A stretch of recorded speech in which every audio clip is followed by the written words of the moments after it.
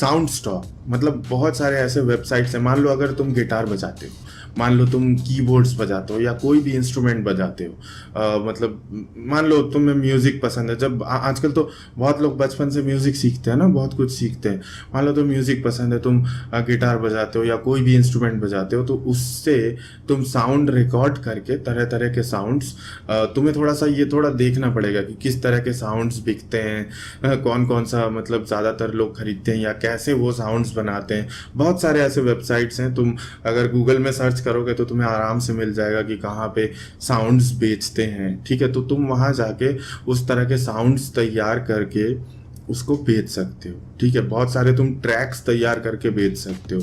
आजकल बहुत डिमांड है इस चीज़ का, मतलब अच्छा खासा तुम कमा सकते हो इससे, क्योंकि उसमें क्या होता है ना, उसमें आप लाइसेंसिंग होती है, कुछ कुछ तरह की लाइसेंसिंग होती है। उसमें क्या होता है कि आप एक ही ट्रैक बहुत लोगों को बेच सकते हो। अगर कोई ट्रैक आपका हिट हो गया, ठीक है, बहुत अच्छा म्यूजिक बन गया, तो आप उसे बहुत लोगों को बेच सकते हो, मल्टीपल लोग खरीद सकते हैं और ये आपका लाइफ लॉन्ग मतलब इनकम प्लान बन सकता है। अगला जो तरीका है वो इसी से सिमिलर तरीका है, लेकिन वो फुटेज का तरीका है।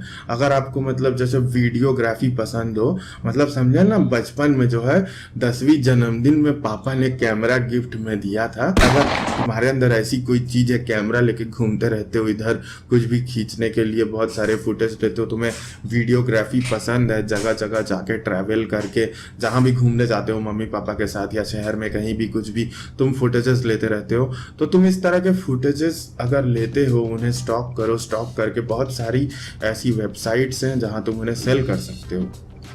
अब यहाँ पे आइडिया क्या है? यहाँ पे आइडिया ये है कि उन वेबसाइट्स को जाओ, जाके देखो वहाँ पे किस तरह के फुटेजेस के डिमांड ज़्यादा है, उस तरह के फुटेजेस खींचो। ठीक है, क्योंकि इन जनरल इंडिया से बहुत कम लोग फुटेज बेचते हैं, फुटेज वाले जो वेबसाइट्स होते हैं उनमें। ठीक है, तो अगर तुम ऐसे अच्छे अच्छे फुटेजेस दे सको तो इतना डिमांड है। मान लो जो बड़े बड़े डॉक्यूमेंट्री फिल्म मेकर्स होते हैं, या आजकल तो हर कोई बना ही रहा है ना यार, हर जगह बन रहा है, तो उनको फुटेजेस चाहिए होते हैं किसी भी चीज़ के। मान लो कोई पेन ड्राइव टेबल में रखा हुआ है, तुमने उसको खींच लिया, कुछ भी हो सकता है। वो तुम्हारी क्रिएटिविटी है, तुम ढूंढो कि तुम किस किस चीज़ का फुटेज दोगे और थोड़ा स्टडी कर लो उस वेबसाइट में कि क्या क्या चल रहा है। तो इससे जो है तुम अच्छा खासा कमा सकते हो। ये भी तुम्हारा जो है लाइफ लॉन्ग इनकम है पूरा।